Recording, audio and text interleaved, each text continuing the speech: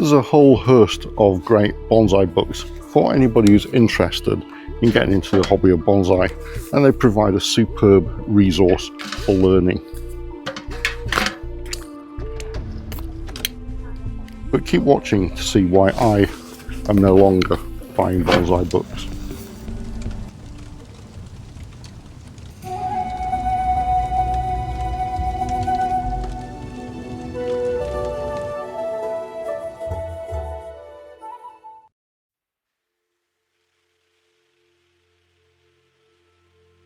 Reading seems to be increasingly out of favour in this fast-moving digital age, despite being one of the greatest inventions in human history that allows knowledge to be passed from one generation to another without them having to reinvent the wheel.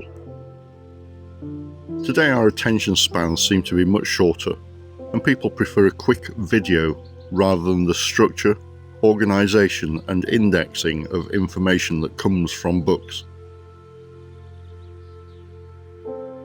I've always been an avid reader and can easily get through 100 to 150 books a year.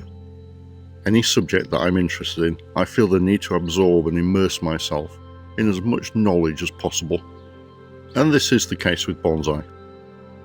And though it's also a hands-on, practical hobby where experience counts greatly, we can stand on the shoulders of giants and learn from their successes and failures. Not to do so would be foolish.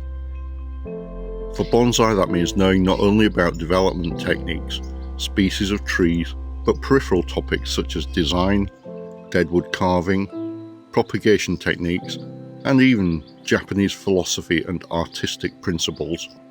I have already created videos recommending both beginner bonsai books, which introduce the hobby and give a great organised overview of the basic techniques and terminology.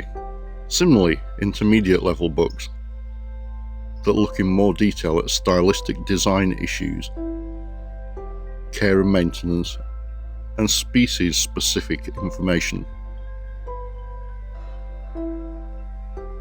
But I am now no longer buying bonsai books.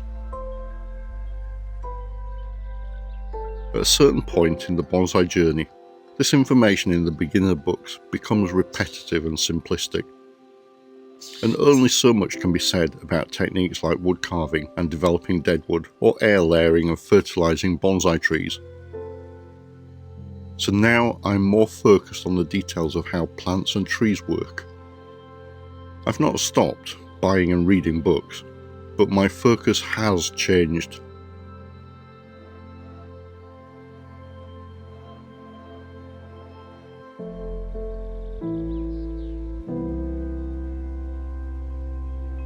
To detailed horticulture, biology and botany, understanding the scientific and biological principles that underlie our bonsai practice and where they intersect with art, that inform what activities we perform on our trees and at what time of year.